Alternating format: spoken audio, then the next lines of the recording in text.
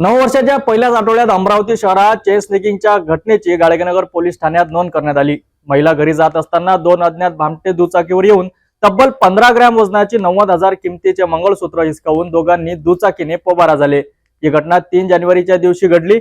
घडलेल्या घटनेने अमरावती शहरात पुन्हा चेन स्नेचर सक्रिय झाल्याचे स्पष्ट होत आहे। 2024 वर्षी अमरावती शहरात काही ठिकाणी चेन स्नेचिंगच्या घटना घडल्या होत्या।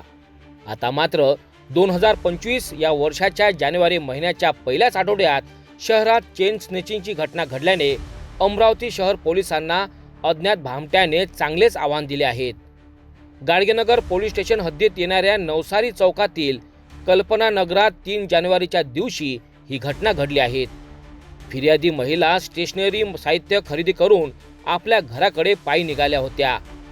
या दरम्यान त्यांच्या मागावर असलेल्या दोघांनी दुचाकीने येऊन महिलेच्या गळ्यातील सोन्याचे मंगळसूत्र जबरदस्तीने हिसकावून दुचाकीने रफूचक्कर झाले।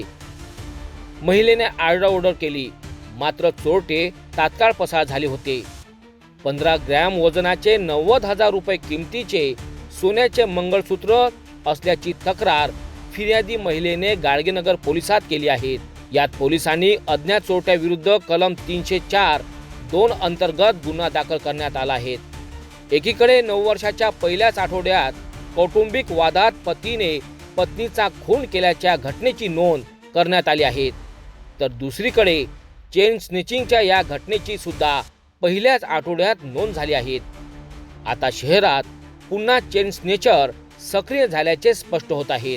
अमरावती शहरात 3 जानेवारीच्या दिवशी नवसारी चौकात कल्पना नगरात चेन स्नेचिंगची घटना घडली। यात महिलेच्या गळ्यातील 90,000 किमतीचे सोन्याचे मंगळसूत्र हिसकावून 2 भामटे दुचाकीने पसार झाले। अशाच आता नववर्षाच्या पहिल्याच आठवड्यात चेन स्नेचर शहरात सक्रिय होणे हे मात्र अमरावती शहर पोलिसांना चांगलेच आव्हान झाले आहे।